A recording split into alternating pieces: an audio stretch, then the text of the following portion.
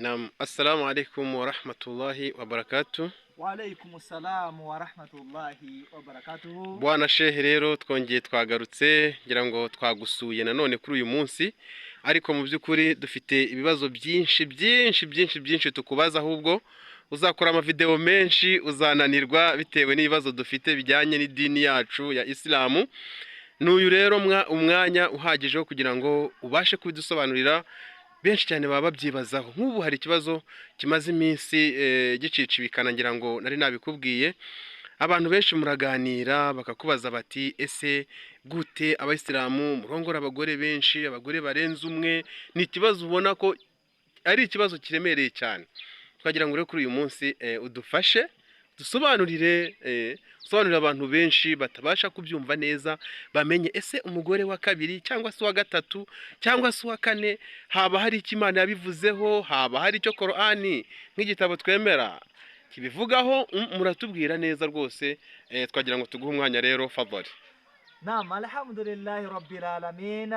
Turashimira Uwiteka Imana yacu, amahoro n'imigisha byuzuye nibisakare kwasozereje intumwa n'abahanuzi bucura mu ntumwa Nabi Muhammad sallallahu alaihi wasallam, abiwe abasangirangendo. Arakoze cyane rero, twongeye kugiza amahirwe yo kubana na wa munyamakuru watambukije cya kiganiro cyacu kikaba cyarakunzwe nyinshi kuri comments. Ibyo ngibyo turabigushimira cyane. Rero ikibazo rutubaje kijyanye no kurongora abagore benshi cyangwa se gushaka abagore benshi mu dini ya Islam, icyambere mugomba kumenya ntabwo ari ubusambanyi. Icyo mugomba kumenya, ntabwo gushaka umugore urenze umwe, ko ahangaha Imana Nyagasani ya sura cyangwa se igice cya Qur'ani harimo sura yitiriwe abagore. Iyo sura yitiriwe abagore igice cya gatatu, Imana iratubwira iti nimuba mukunze abo bagore muzarongore babiri, batatu, bane, ariko niba mutabasha kubaringaniza muzarongore umwe. Nibyo byiza kuri mwe. Rero nta muntu w'umugabo umugore biwe.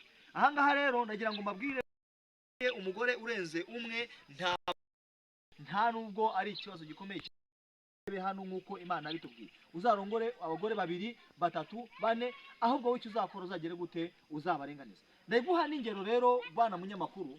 Ingero nshaka kuguha hano twifashishije muri Bibiliya naho birimo, tukaje muri Qur'ani naho birimo.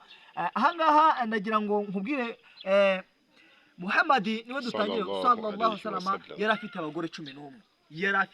abagore 11.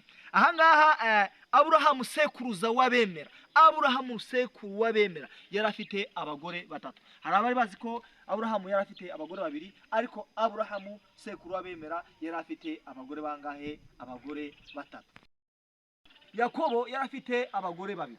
Abo ngabo ni abantu tubone muri Qur'an ndetse tukanabasanga hehe no muri gitabo cya Bibiliya.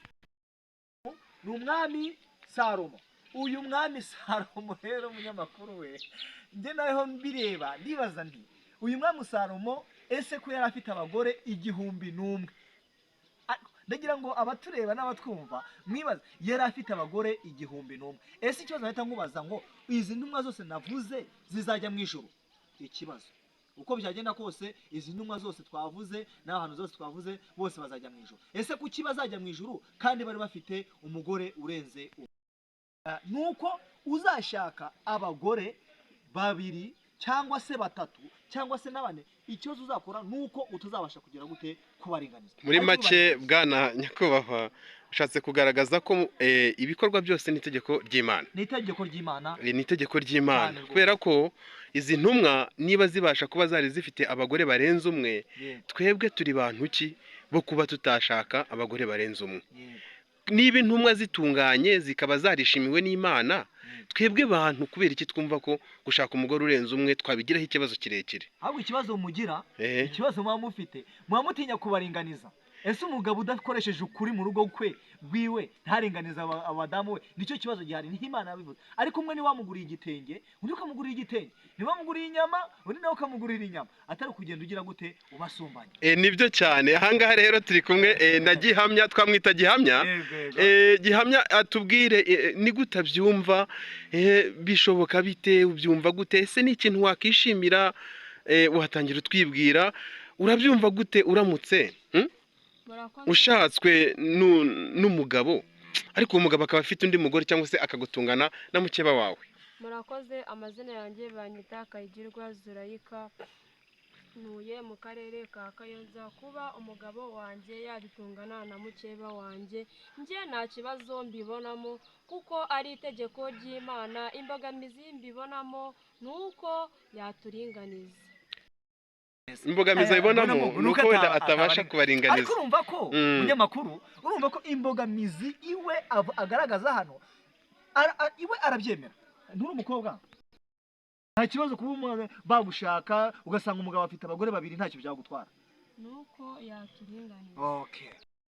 urumva ko abantu bafitiye imyumvire myiza ntabwo bavuga ngo uriya ni mukeba wanjye ndamuroga, uriya ni mukeba wanjye ndamwica, uriya ni mukeba wanjye biragenda gutya, kuko Imana twese yadukunze kandi Imana ni iki? Ni urukundo. Bwana munyamakuru, ni byiza cyane rero.